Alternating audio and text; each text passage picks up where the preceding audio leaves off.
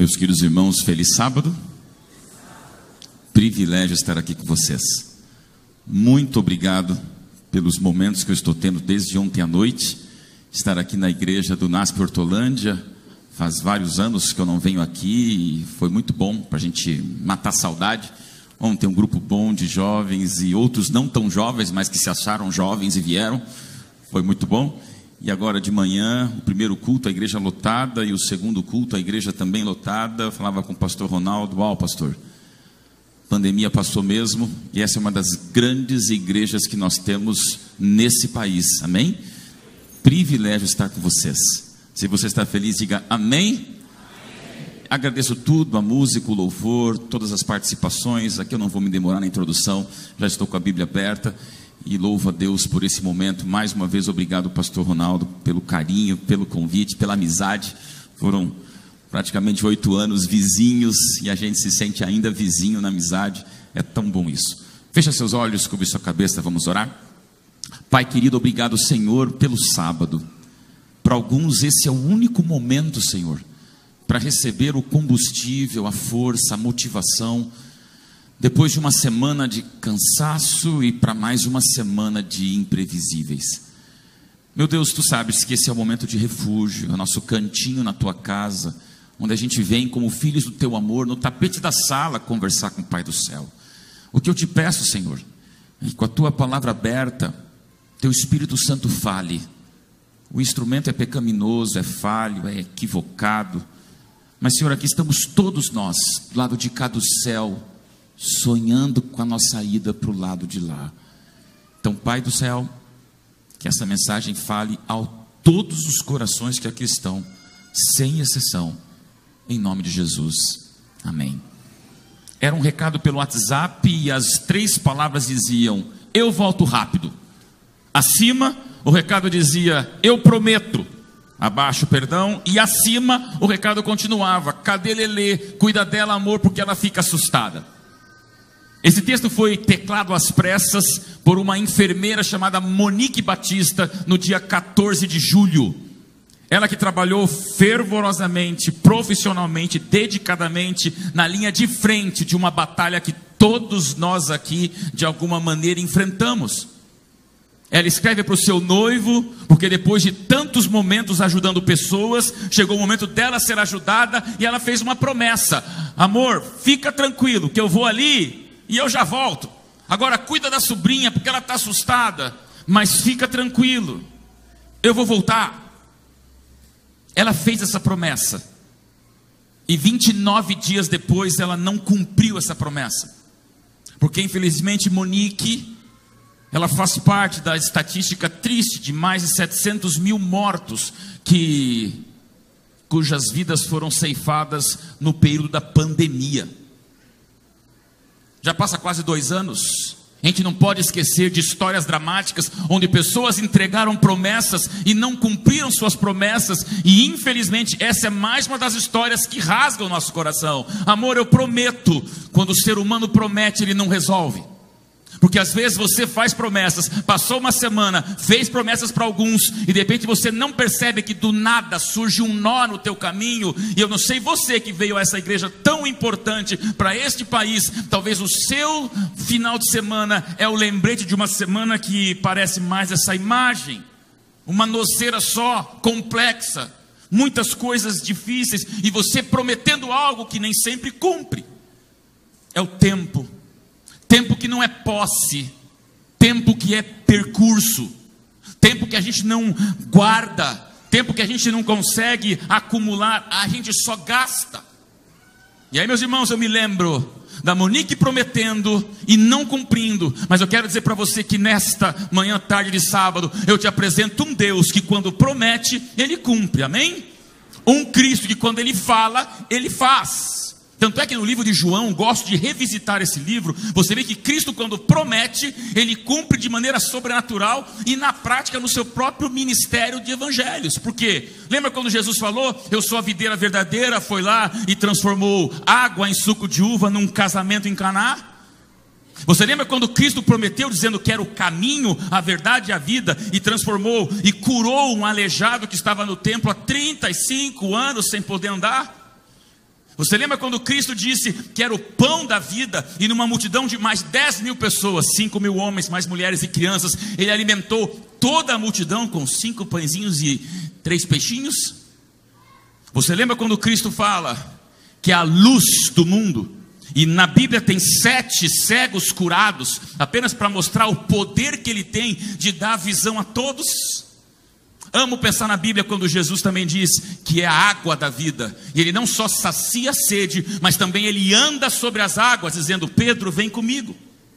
Até Jesus dizer, assustadoramente, que é a ressurreição e traz Lázaro da morte, para mostrar o que fará com todos nós, vivos ou mortos, que possamos acertar Jesus e, na esperança da volta de Cristo, passar pela ressurreição. Amigos, quando Jesus fala eu sou, ele cumpre. E agora eu quero que você venha, porque que o texto foi escolhido, o versículo de todos os livros. Você sabe que a Bíblia é maravilhosa, são 770.000 palavras, geralmente em cada Bíblia. E você percebe que nessa quantidade de palavras, eu quero te apresentar um texto bíblico que é uma promessa, e você conhece, e eu conheço, sabemos de cor, mas o perigo é que o extraordinário se transforme em ordinário, e o incomum vire o comum da vida. Então abra a sua Bíblia, ou acione a sua Bíblia, acesse a sua Bíblia, mas João 3,16 não está por acaso na Bíblia.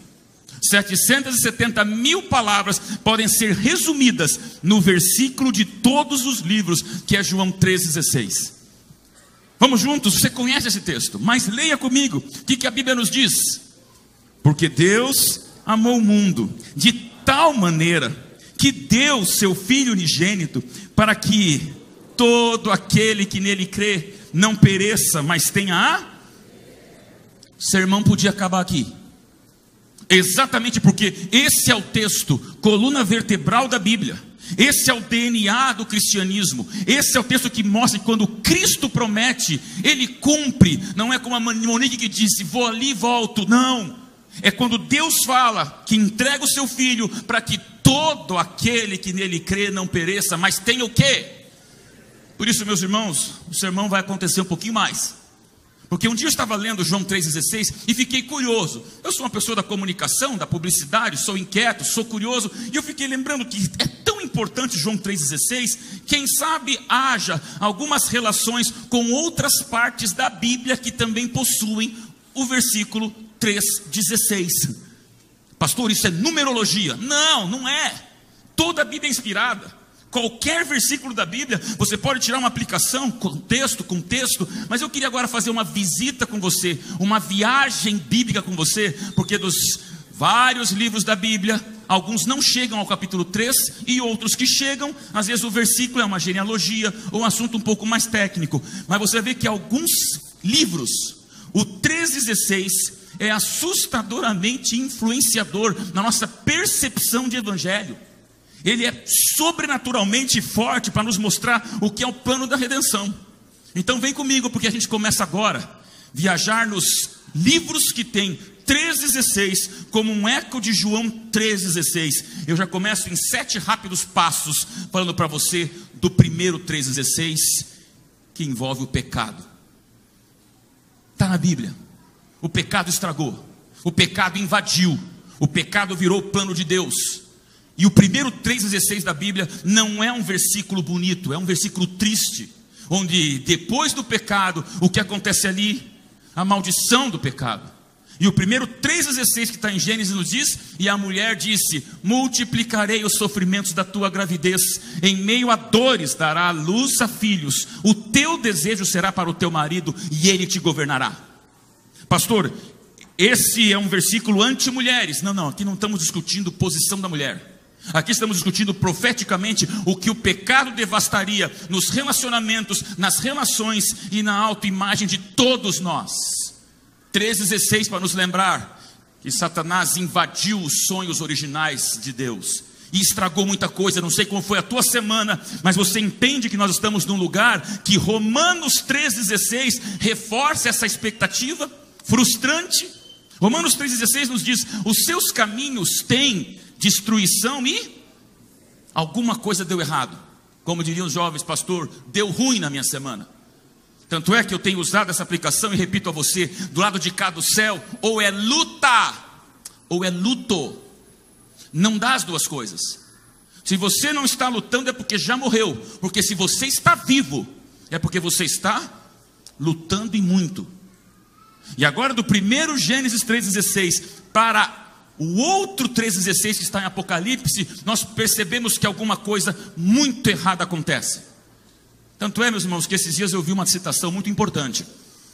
Um grande teólogo falecido há poucas semanas atrás, evangélico, Timothy Keller, deixou uma citação que me marca e eu compartilho com vocês. Ele diz: Jesus não foi apenas um cara legal que fez o bem no mundo. Você não crucifica caras legais, você crucifica uma ameaça. Não dá para pensar leve daquilo que é extremamente pesado. Estamos num mundo conturbado. E eu gosto da expressão que diz: quando você é ético, você tem amigos. Quando você é antiético, você tem aliados e cúmplices.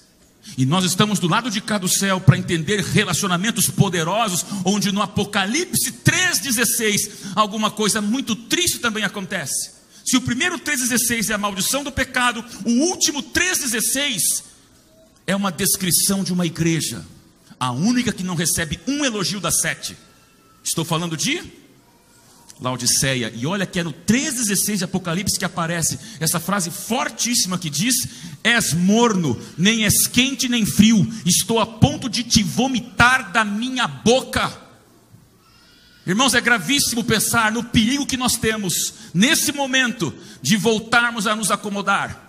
Monique disse: volto, mas não voltou. A pandemia foi um beliscão na gente, mas ela passou. E o perigo é voltarmos a estar numa posição perigosa como essa imagem, achando que está tudo bem. Sabe qual é o Isaías 3,16? A mesma perigosa situação, quando diz: por causa da arrogância das mulheres de Sião, que caminham de cabeça erguida, flertando com os olhos. Novamente não é um versículo para prejudicar as mulheres. É uma linguagem profética para você entender o perigo de um povo de Israel que era soberbo. E hoje, em 2023, o perigo de nós aqui, nesta imensa igreja, o NASP Hortolândia, nos tornarmos tremendamente presunçosos. Por isso, amados, nunca saiba tudo. Quando você souber tudo, você já não sabe mais nada. Não saiba tudo, nós estamos constantemente aprendendo, amém? E aí do pecado, vamos falar uma coisa melhor? O 3,16 nos abre uma segunda aplicação, que é a verdade. Olha que coisa curiosa. A verdade está na palavra de Deus, e Deus é a verdade. Quem veio ontem à noite comigo viu o texto que eu li. Conhecereis a verdade vos... Só que agora o 3,16 nos lembra da poderosa verdade escrita, que é um dos textos que nós mais usamos quando damos estudo bíblico para alguém que quer entender a Bíblia. E é no 2 Timóteo 3,16 que você lê: toda a escritura é inspirada por Deus e útil para o ensino, repreensão, correção e educação na... Esse é o texto que mostra que a Bíblia é sagrada, que não é só o 3,16, as suas letras, as suas frases, os seus escritores, a mensagem desse livro é extraordinário. Meu amigo, se você não vinha aqui na igreja faz tempo, eu quero te dizer, esse é o livro da igreja, esse é o livro da sua vida, esse é o livro da sua eternidade, e é por isso que o inimigo quer pôr as suas garras satânicas em quem abre a palavra de Deus. Satanás não está preocupado com o seu pecado, ele é consequência de algo que vem antes. Satanás está preocupado com a tua cosmovisão de vida. Se você não perceber a gravidade que é o mundo que nós vivemos, ele já está ganhando terreno com você. Distração, persuasão, desorientação. A verdade nos faz lembrar que pode cheirar ovelha, pode estar vestido de ovelha, pode ter pelo de ovelha, pata de ovelha, mas se não está com a verdade, é lobo no meio das ovelhas. E meus amigos, eu sei que é forte o que eu vou lhe falar, mas lembre-se que ninguém faz Pinóquio com a madeira da cruz de Cristo. Nós somos um povo da verdade, e você veio esse final de semana nesta igreja para lembrar que a verdade do 3,16 que nos ampara, e a verdade está escrita na palavra de Deus. Leva a sério sua religião, Leva a sério sua adoração. Leva a sério os seus momentos devocionais. Primeiro e segundo culto eu fiquei impressionado. Eu falei ao pastor Ronaldo, parabéns pela doxologia objetiva, inspiradora, bacana. É louvor, é ordenação, é batismo. É algo que você vê aqui, a presença de Deus. Não duvida que Ele existe. Mas volta comigo a Gênesis, porque eu sei que a mensagem é dura, só para te lembrar a importância da adoração. Nunca esqueça que o primeiro homicídio da história, ele começa com um culto feito de qualquer jeito. Caim e Abel. Por isso nós somos o sal da terra e nós somos a luz do... E no 3,16 de Colossenses, olha a importância da verdade quando diz: habite ricamente em vós a palavra de Cristo. Meus irmãos, não dá para sair da palavra, não dá para ir além da palavra, é a palavra. E quando o assunto é Bíblia e palavra, lembra disso, o problema não são as grandes pedras, o problema são as pequeninas, porque das grandes a gente até desvia. Mas essa pequena concessão, esses pequenos tropeços que acontecem nos cascalhos do pé, que vão desanimando a sua vida espiritual. Os maiores tropeços não acontecem no pão de açúcar, no corcovado, bati no pão de açúcar e caí, não é. São nas pedrinhas do chão. Amado jovem, essa imagem eu pedi por encomenda, porque eu sou da liberdade religiosa também, e eu respeito suas manifestações, eu respeito a tua percepção, eu respeito os seus discursos ideológicos, eu tenho que respeitar você, e você tem direito às suas bandeiras. Só que lembra de uma coisa: você pode segurar qualquer bandeira que seja, se você estiver com a Bíblia fechada, você sempre estará em cima do muro. É só a verdade da palavra que nos mostra o verdadeiro equilíbrio de uma decisão acertada. E aí, igreja, estou falando de uma igreja de tremendas repercussões nacionais e mundiais, transmitido pela internet, e com amor eu quero dizer a você: não gaste tempo com aquilo que não é palavra e verdade. A discussão maior do adventismo não é se nós somos liberais ou se somos tradicionais. Ah, esse pastor é progressista. Ah, aquele ali é lacrador. Ah, essa é uma igreja que é mais permissiva. Ah, não, aquela ali é mais autoritária. E discutimos essas polarizações, enquanto Deus nos chamou para ter uma única discussão: se nós somos ou não somos bíblicos. Esse é o assim diz o Senhor. E aí, querida igreja, cuidado com aqueles que constroem a arca, mas ficam brigando pela cor do prego. Nós temos coisas maiores e mais importantes para nos preocupar. São palavras e imagens duras, mas são sinceras.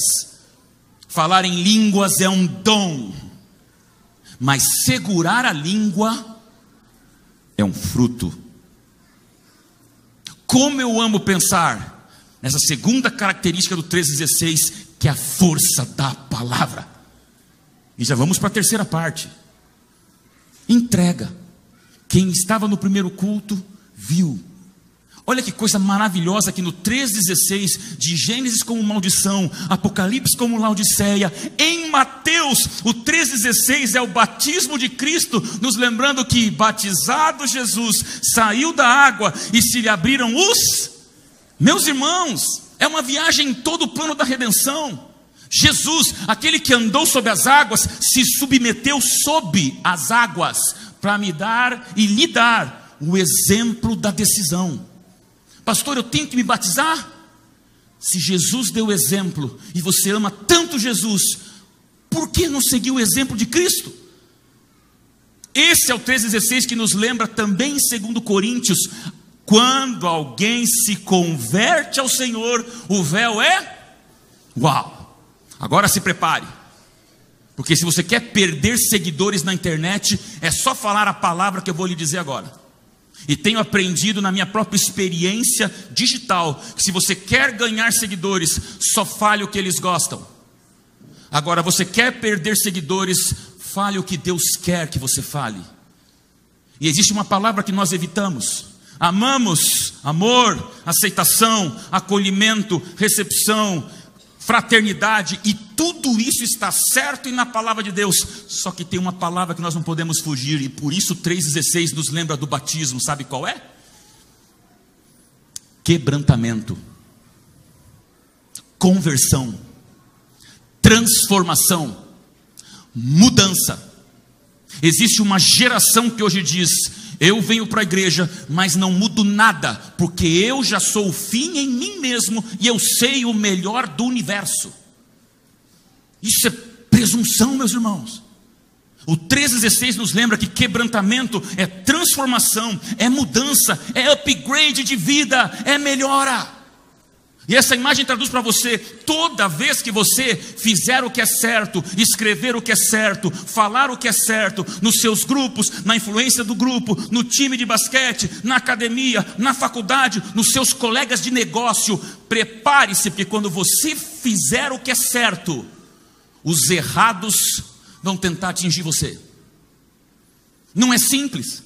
Queria ser diferente nessa mensagem, mas não posso lhe dizer nada diferente, porque se a igreja for apenas um entretenimento, a concorrência da igreja vira o circo. E essa imagem feita por inteligência artificial, não existe uma igreja mesclada com o circo, mas nos lembra o perigo de nós esquecermos uma verdade soberana. A igreja, a porta está aberta, a porta está escancarada, todos são bem-vindos, a porta não fechou. Mas se lembre que a porta está aberta, mas a porta não está em reforma, ela continua sendo estreita. Queria lhe falar diferente, mas não posso. E por isso chegamos já ao quarto tópico: poder. Nós falamos do pecado, falamos da palavra, falamos da entrega, e agora é o poder. E é no 3,16 de Lucas que você vê a Bíblia dizendo: ele vos batizará com o Espírito Santo e com o... Isso é João Batista falando de Cristo. Tem transformação, tem quebrantamento, tem entrega, tem mudança de vida, mas, amada igreja, tem poder.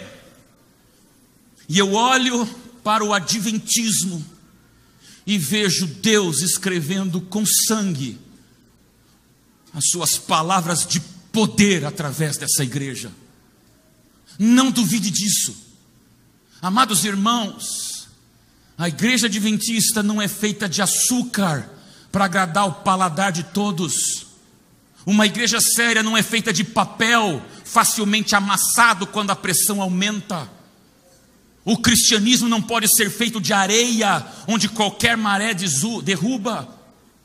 A verdadeira igreja não é feita de gelo, onde as pessoas não sentem o calor, o amor e o acolhimento. A poderosa igreja da verdade também não é feita de ferro, onde não há um mínimo de flexibilidade para questões culturais e de gosto, quando não é questão de princípio, que a gente não toca, a gente não muda. A igreja também não é só digital, e eu vivi com vocês isso, e eu amo o mundo virtual, digital, eu prego através das redes sociais, mas meus amigos, olha essa igreja lotada. Quando eu vim durante a pandemia pregando para câmeras, eu pensei: Senhor, não é esse o plano original de Deus, não é através de uma tela. E você que me assiste nessa igreja de grande influência digital, seja bem-vindo, você é muito bem-vindo, mas por favor, se você puder estar numa igreja, abraçar pessoas, ser abraçado por elas e viver essa família dos crentes, não tem preço. E igreja tem a ferramenta virtual, mas a igreja é real. O adventismo também não é apenas ecológico, e respeito todas as ênfases ecológicas e questões ambientais, mas é mais do que isso. E falando sobre uma imagem de alface, é bom lembrar uma frase dura que eu escutei dias atrás: cuidado com os vegetarianos que comem pessoas. Só para a gente pensar. Igreja também não é de ouro, a ostentação onde você gasta o que não deve para se tornar mais distante daqueles que precisam. E finalmente, o adventismo também não é mal assombrado, onde as pessoas vêm com medo para uma igreja onde você tem que estar leve, feliz, transformado e perdoado. Pastor, então qual é a igreja verdadeira? É a igreja que nessas 3 imagens se traduz para você. Uma igreja em forma de hospital, dentro de uma metrópole, sendo refúgio na tormenta. E aí eu quero que vocês leiam comigo um dos textos mais poderosos de uma escritora evangélica extraordinária chamada Ellen White, que profetizou a igreja dos últimos tempos. E por favor, igreja, se puderem ler comigo, é um texto dramático e importante nessa manhã, tarde de sábado. Lemos juntos? A igreja débil e defeituosa, precisando ser repreendida, advertida e aconselhada, é o único objeto na terra ao qual Cristo confere sua suprema consideração. Os baluartes de Satanás nunca hão de triunfar. A vitória acompanhará a terceira mensagem. Meus irmãos, a igreja adventista não é perfeita porque eu e você estamos dentro dela. Quer uma igreja perfeita? Saia dela. E eu também. Ou seja, é uma igreja débil, é uma igreja com defeitos, é uma igreja precisando ser repreendida, ser advertida, mas por tudo que é mais sagrado, este movimento adventista é o único objeto na terra ao qual Deus confere o quê? A sua consideração àqueles que não abrem mão da terceira mensagem angélica. Amigos, esse é o 3,16. Que em 1 Coríntios nos lembra, não sabem vocês que o santuário de Deus e o Espírito de Deus habita em vocês? Que maravilha a nova geração olhar para outra geração e ver pessoas incríveis. Sabe o que eu me preocupo hoje? Com isso.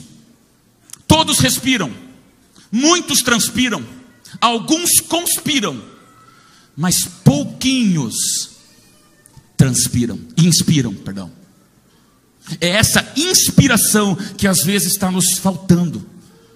Jovem não quer perfeição, jovem quer coerência. Minha filha com 14 anos não quer um pai perfeito, quer apenas um pai coerente. E como isso é difícil para nós na inspiração para os outros. Por isso que no assunto de poder, Efésios 3,16 nos diz: segundo a riqueza da sua glória, sejam fortalecidos com o que, irmãos? 3,16 da Bíblia nos lembrando que a palavra de Deus é a espada de 2 gumes. Palavra de Deus não é espátula para passar glacê no bolo. Palavra de Deus é uma espada de 2 gumes que reflete a cruz de Cristo, o Calvário, para nos lembrar desse poder que temos ao nosso alcance. Um poder capaz de abrir tormentas.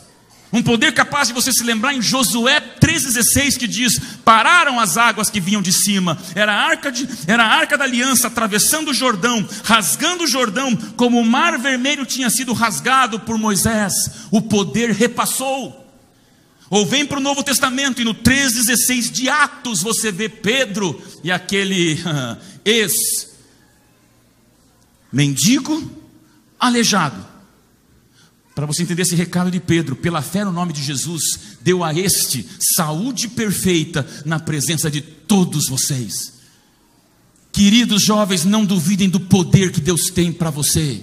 Não tenha dúvida do poder que está acessível àqueles que vivem o 3,16 de João. Eu já falei e repito, jovem, não tenha medo de ser maioria, se com Deus você já é totalidade. Isso que nos define. Isso que tem que vir no final de semana como uma força para você enfrentar uma semana dizendo: por que eu tenho que ser maioria, se com Deus eu sou totalidade? Então, se tem pressão do grupo, resista. E é por isso que eu abro para você a quinta parte: resistência. Meus irmãos, essa foto foi feita na pandemia. Helena Paglianini, italiana, ficou conhecida mundialmente com essa imagem que no começo da pandemia, ainda em março de 2020, ela exausta depois de 72 horas sem dormir, vivendo o pânico que todos os hospitais viveram para lidar com algo que nem entendiam ainda. Ela se debruça sobre o teclado e ali mostra a exaustão de alguém que vai até o último momento de resistência. Me impressionou essa imagem e sempre sou grato a todos os profissionais de saúde, todos os demais. Mas amigos, essa é a resistência que a gente vê quando em Êxodo 3,16 Deus olha para um povo há 400 anos resistindo e diz o quê? Vai, diz-lhes: o Senhor vos tem visitado e visto o que vos tem sido feito no... Irmão, você não está sozinho, você não está despercebido por Deus. Vivemos num mundo diferente, e eu gosto dessa expressão que diz, não é o lugar que você se encaixa, que é o lugar que você pertence. Nós estamos no mundo, mas não somos do mundo. Então entenda que no 3,16, quando o assunto é resistência, Deus vira o tabuleiro do avesso, mostrando como é que Ele mexe as suas peças divinas. E hoje vivemos uma geração que precisa sentir segurança, firmeza, orientação. Frase duríssima, mas me permita ampliar essa visão de resistência com essa mensagem. Para você ser uma prostituta, não necessariamente precisa vender explicitamente o seu corpo. Basta você negociar os seus valores. Quer perder seguidores? Fale de valores. Porque ninguém quer, mas os que querem resistem. E por isso que a minha preocupação, olhando para esse mar de pessoas aqui, é olhar para você, jovem amado, e dizer, você está na fase mais linda da tua vida. Você só tem a chance de uma vida para torná-la extraordinária. Então perceba por que um jovem é tão tentado. E numa geração onde hoje você vê que somos definidos por indefinições. Como isso é duro. Como você educa um adolescente com definições, enquanto ele liga na Netflix, ele está nas redes sociais, ele vai em algum lugar e é tudo indefinido. Amados irmãos e amigos, é só uma ilustração. Mas uma vez eu vi um colunista escrevendo algo que me impactou e eu compartilho com vocês. Ele falava da geração bolificada, a geração bolha, qualquer coisinha estoura. E usou uma ilustração que agora você vai denunciar a tua idade. Eu já tive 4 para 5 anos. E você vê que eu sou uma pessoa mais intensa, sanguínea, impaciente. E quando era moleque, andando de skate, brincando ou pulando, o joelho esfolava. Voltava para casa com o joelho sangrando, ardia. Via para minha mamãezinha, mamãe, ajuda o meu joelhinho. E a mãe olhava com um olhar implacável. E você vai se lembrar quem foi desta geração. Ela iria lá na caixinha de remédios, pegaria um frasco que vinha das trevas e diria, filho, caiu? Então agora você vai passar mertiolate. Está rindo porque não viveu essa época. E se viveu, não está com saudade. Assopra que passa, só ardia mais. Quem lembra disso? É, da geração Orkut. Nós, gente, eu não sei o que aconteceu. Por que fizeram o mertiolate arder tanto? Eu pulava mais com mertiolate do que com machucado. Eu não creio nisso e nem você, mas aqui está uma declaração de memes que faz a gente lembrar. Esse era o instrumento usado quando você se machucava e servia para separar a alma do corpo. Nós não cremos nisso. Mas amigo, ardia muito. Parecia que o mertiolate era a baba do lago de enxofre. Cresci, virei pai. Minha filha está com 14 anos, mais 8 anos atrás teve 6. E eu me lembro quando a Thalissa se machucava igual o pai, chegava com o joelho rasgado que nem o pai, esfolado que nem o pai. E agora, pai, ajuda. E sabe o que era mais triste para mim? Ela já vinha com remédio. Papai, caí. Passa mertiolate. Você lembra disso? Foi disso? Por quê? Alguém inventou, e se eu descubro essa pessoa, inventou um mertiolate que não arde mais. É gostosinho, é friozinho, geladinho. Você passa, tem um cheiro de menta, hortelã, e é uma delícia. Criança pede mertiolate. E eu só falava, Thalissa, se eu tivesse uma gota do mertiolate da minha infância, eu passava em você, esfregava bem devagarzinho, só para eu me vingar da minha infância. Amigos, esse colunista falava que nós vivemos hoje uma geração mertiolate que não arde. Ou seja, é só uma ilustração. É uma geração mais mimada. Não está preparada para ter decisões firmes. E eu não falo contra você, jovem, porque eu me encontro junto com você. Não é uma geração por idade, é uma geração por eras. E nós estamos vivendo uma era onde parece que está todo mundo de chupeta na boca. O que está acontecendo? O mertiolate não arde mais. E nós precisamos do quê? Resistência para mantermos firmes os nossos valores. E por isso que Daniel 3,16, é em Daniel 3,16 que está uma das declarações mais incríveis de jovens resistentes. quando respondeu Sadraque, Mesaque e Abidnego: ó Nabucodonosor, quanto a isso, nós nem necessitamos te... Uau! Você teria força para ser o único em pé enquanto todos deitaram? Teria força para ser o único resistente enquanto todos afrouxaram?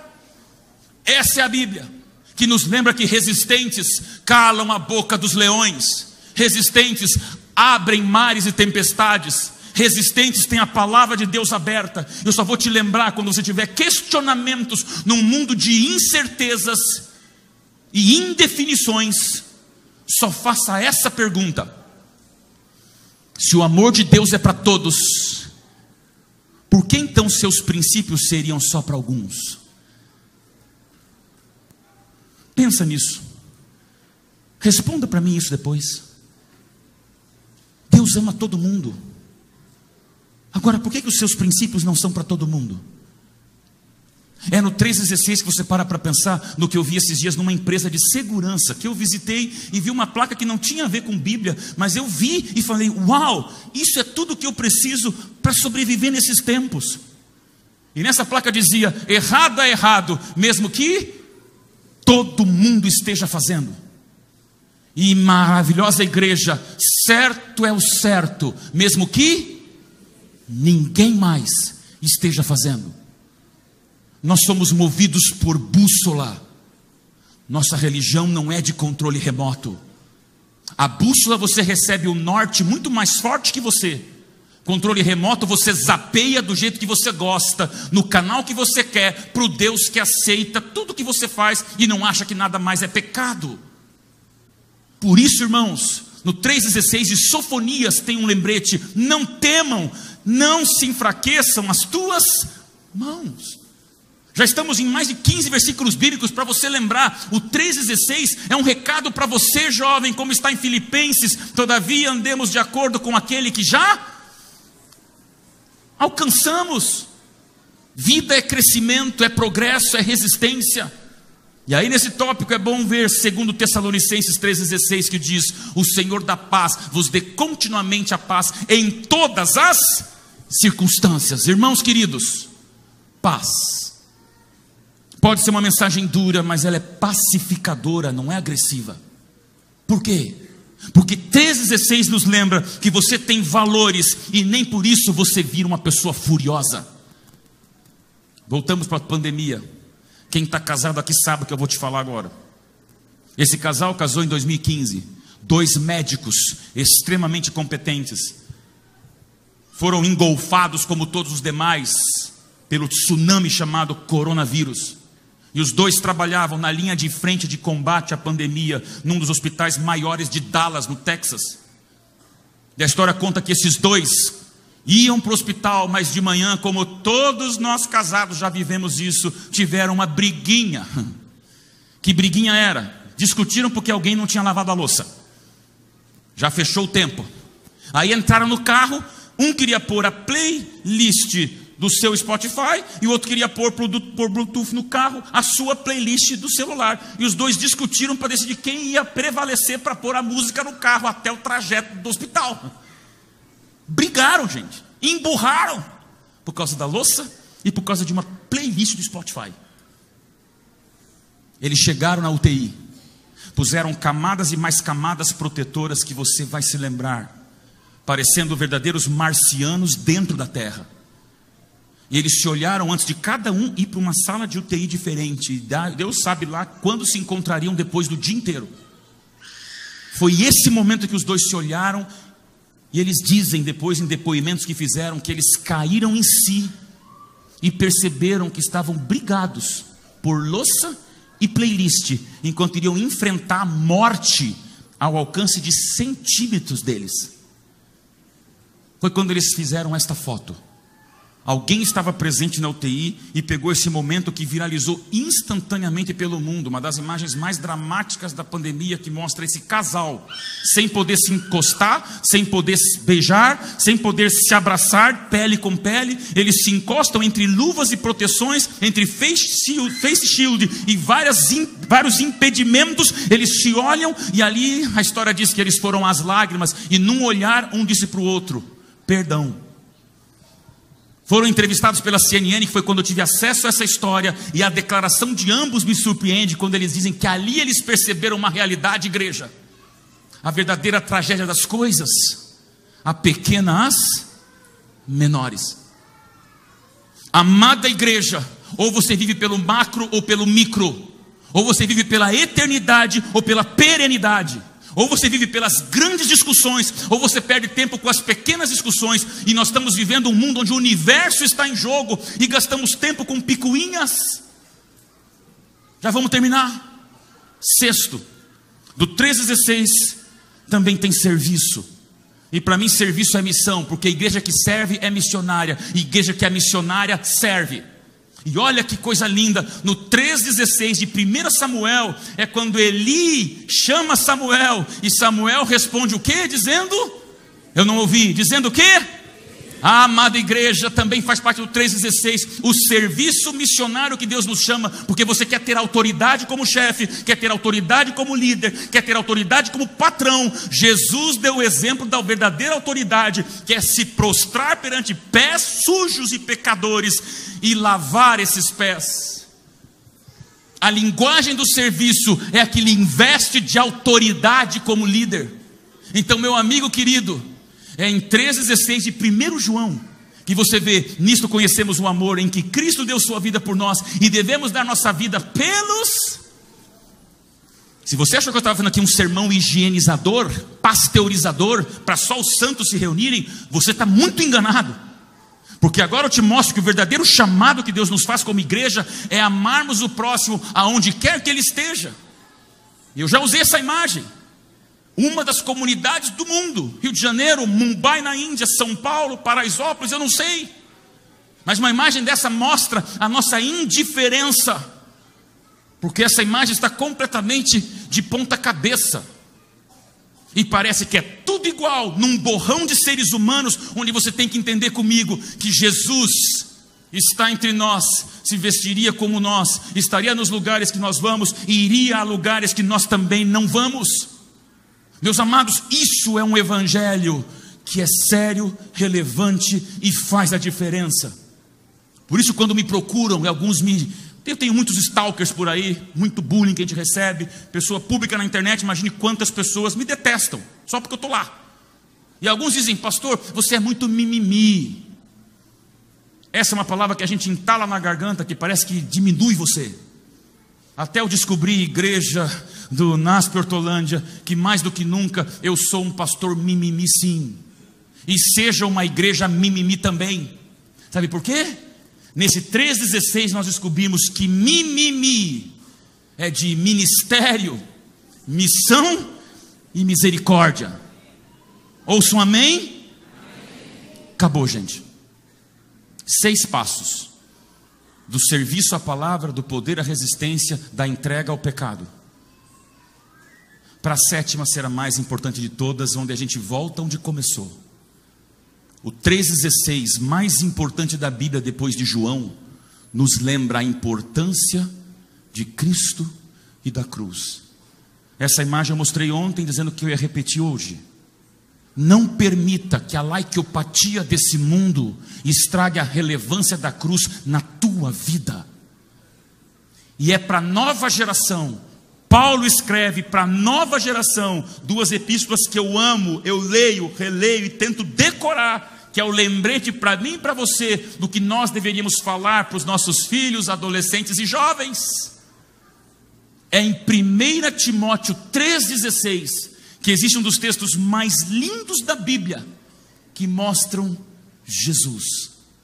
Ali está dizendo, evidentemente, grande é o mistério da piedade. Aquele que foi manifestado na carne, justificado em espírito, contemplado por anjos, pregado entre gentios, crido no mundo e recebido na cruz. Jesus. Tudo que eu lhe falei vai ser pouco lembrado daqui a algumas horas. Mas se você puder lembrar de uma única coisa que eu lhe disser depois desta mensagem, é o que eu vou lhe falar agora. Você ama teu cônjuge, eu amo a minha filha.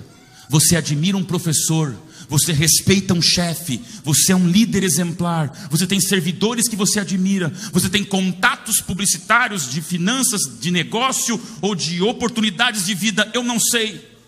Mas por favor, meu amigo, você veio aqui porque Deus te chamou hoje para você ouvir o que eu vou te falar nesse momento. Nunca, jamais, não dependa a sua felicidade de ninguém que não tenha morrido por você numa cruz. Teu crush não morreu por você numa cruz. Chipam você com um namoradinho ou namoradinha legal, não morreu por você numa cruz. Admira pessoas, não morreram por você numa cruz. Eu imploro a você, terminamos essa mensagem para eu te dizer, é cruz, é Jesus, é João 3,16, em 22 versículos que eu li para você nesses últimos minutos. Essa é a Bíblia, para que você não esqueça. Nós vimos sim de um mundo de pecado, nós estamos sim com a palavra aberta, nós temos a entrega do batismo, nós vivemos o poder ao alcance, a resistência que nos dá força, o serviço que grita para o mundo, porque nós temos um Cristo que rege a nossa vida. E aí começamos e terminamos. Você pode ler comigo alto para entender a viagem que fizemos na Bíblia? Lemos juntos?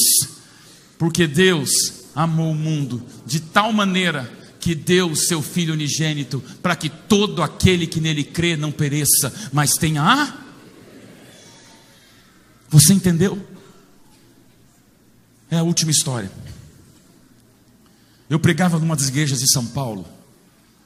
Capão Redondo é um bairro que só aquele bairro tem 60 igrejas adventistas. É um panelão de gente. Eu pregava numa das igrejas do Capão Redondo, alguns anos atrás, e a recepção, quando a gente consegue, a gente vai abraçar as pessoas.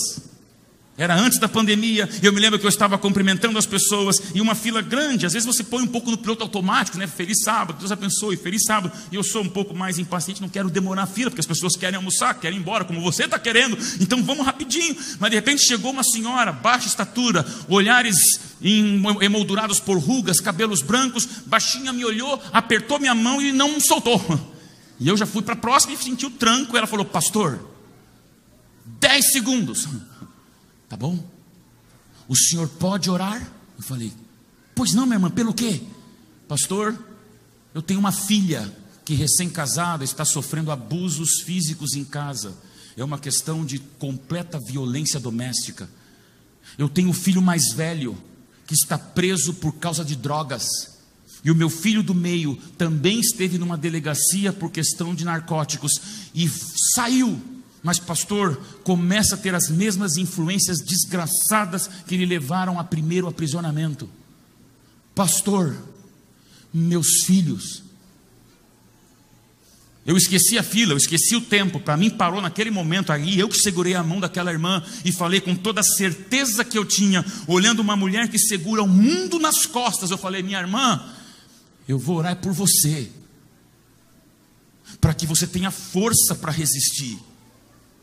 Aí ela retrucou e falou: pastor, o senhor está enganado. Não sei de onde, mas eu tenho forças de Deus. Ore pelos meus filhos. E aí ela falou a frase que eu nunca mais esqueci: ore pelos meus filhos, pastor, porque eu sei que se eu cair, são eles que não se levantam. Assim como ela falou, ela soltou a minha mão, desapareceu na multidão, e eu não me lembro mais nada daquele sábado. Porque eu fui arrastado por uma dimensão emotiva e espiritual de alguém que me disse: às vezes nós vamos estar com uma igreja que não pode cair, porque senão o mundo não se levanta. Talvez você seja aquela pessoa em casa que oferece colo, mas não tem colo, oferece ombro e não tem ombro, dá lenço, mas os teus bolsos estão vazios de lenços para você mesma. E se você está nessa questão, vivendo forças que você não acha de onde vem, eu quero te dizer em nome de Jesus, hoje é o dia de você confirmar no 3,16, uma igreja profética, um povo remanescente, uma Bíblia aberta, um Jesus que está voltando, e isso nos dá raízes para enfrentar ventanias, amém? Você é daquelas mulheres de oração e fé que não podem cair senão o marido não se levanta? Você é daquele sacerdote do lar que sabe os problemas que passa e ainda tem filhos brincando no tapete. Você não pode se afrouxar, se fragilizar, porque se você cair, seus filhos não se levantam. Todos nós aqui em algum momento já vivemos a sensação de não poder cair, senão os outros não se levantam. Eu quero terminar essa mensagem te dizendo: por tudo que é mais sagrado, continue. Se Cristo não for o primeiro na tua vida, você não vai ter força. Então, amada igreja tão tradicional desse Brasil, nenhuma decepção justifica a tua perdição. Acabou. Igreja é para a gente lembrar que são pecadores em João 3,16, que não podem cair, para que o mundo que nos observe se levante e esteja preparado para quando Jesus voltar. É Jesus na tua vida, é Jesus na minha vida, e através de nós, é Jesus para esse mundo inteiro. Haverá uma música sendo cantada no encerramento dessa mensagem, e eu vou fazer um convite nessa mensagem. Uma mensagem profunda, intensa e impaciente como essa. Deus me obriga nesse segundo culto olhar para você e te levar a uma decisão visual. Você ficou até agora, não sei qual é o teu nível de revolta, de raiva, de alegria, de tristeza, de esperança ou ceticismo. Jesus está voltando, não depende de você. Agora você ficou aqui com 22 versículos para te lembrar: eu amo esse Jesus, eu amo essa igreja, eu amo essa Bíblia, eu não vou cair. Ele é o primeiro na minha vida e por isso eu vou conseguir ser o arrimo para tantas outras vidas. Se for essa a tua vontade, a música é conhecida, as vozes são maravilhosas e o momento é para não esquecer. Se você quiser que Jesus seja tudo na tua vida, enquanto essa música for cantada, eu só quero que você tire forças mesmo com a fome. Levanta e deixa Deus falar no teu coração, porque Ele está voltando. E o 3,16 termina no céu. Amém.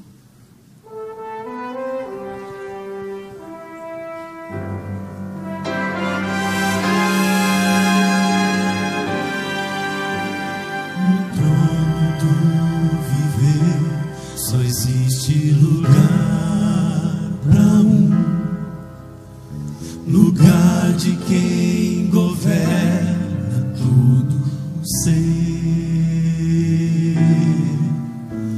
No trono do viver só pode haver um Senhor. Se forem dois, um será amado e outro rejeitado.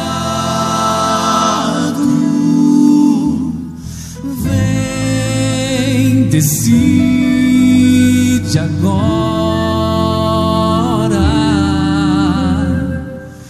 quem vai ocupar seu coração.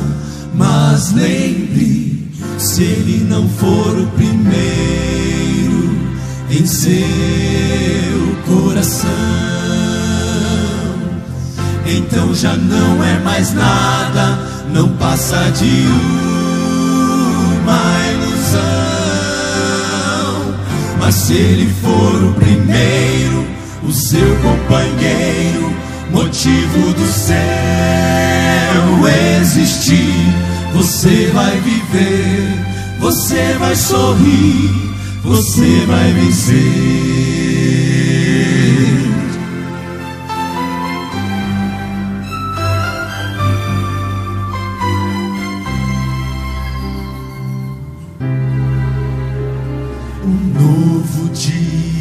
Vai nascer pra você e pra mim.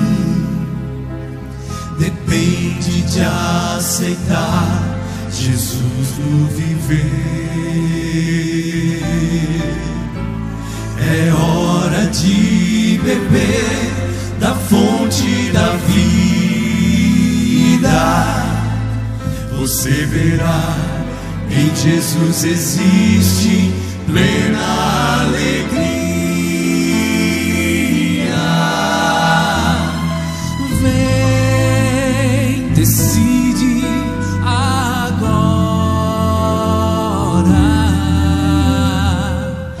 Quem vai ocupar seu coração? Mas lembre, se ele não for o primeiro em seu coração, então já não é mais nada, não passa de uma ilusão. Mas se ele for o primeiro, o seu companheiro, motivo do seu existir, você vai viver, você vai sorrir, você vai vencer. Não há batalha perdida com Cristo.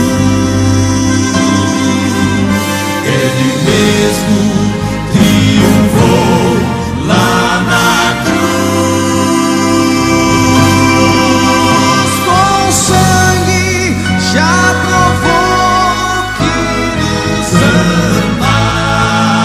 Se o coração não for dele, não será de mais ninguém.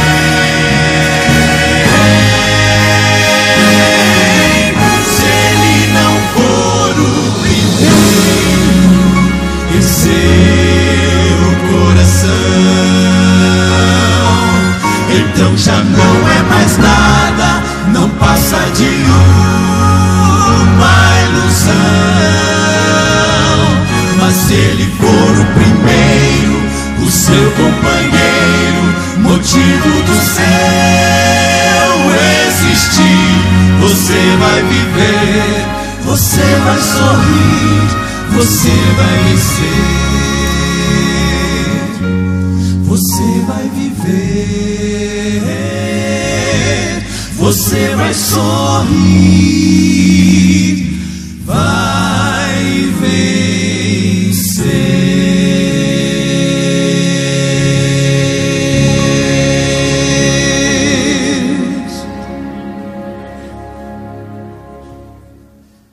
Vamos orar.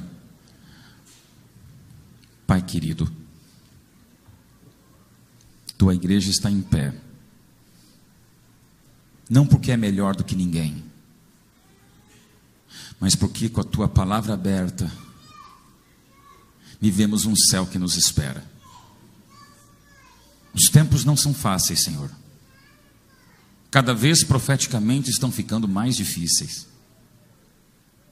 O que eu te imploro, Senhor, é que de tantos versículos 3:16 da Bíblia, Cristo continue sendo tudo na nossa vida. Existem pessoas aqui, sem dúvida, que precisam mudar algumas coisas na sua vida. Meu Deus, em tempos de tantos indefinidos, o que eu te imploro é que o Espírito Santo toque todos os corações agora, para que, de acordo com a tua palavra, e não palavra de pastor ou de homens, é a tua palavra, Senhor, vidas sejam transformadas, convertidas, quebrantadas e, sobretudo, perdoadas. Tem gente aqui que errou a semana inteira, mas está aqui, Senhor, nesse hospital chamado igreja, para ouvir de Ti a cura das curas. Então o que eu te imploro é que a cruz prove nesta vida humana tudo a qual ela foi feita para ser. A cruz que carrega o pior de nós, nos entregando o melhor de Deus. Tu sabes, essa juventude, o quanto a gente ama. Os adolescentes lindos, o quanto vivem tempestades. Essas novas gerações que vivem tudo de pior do que qualquer outra geração na face da terra. Pai, que a tua mão repouse sobre eles. Se eles estão incomodados nesse momento, que seja o Espírito Santo clamando para que haja mudança em sua vida. E que haja colo, haja ombro, haja perdão, haja lenço. E para aqueles que oferecem ombro sem ter, que não podem cair senão os outros não se levantam, nos fortalece, Senhor. Mesmo que sejamos os últimos e os únicos, nos fortalece, ainda que caiam os céus. Saímos da tua casa, preparados para a volta de Cristo, hoje e sempre, em nome de Jesus. Amém, Senhor.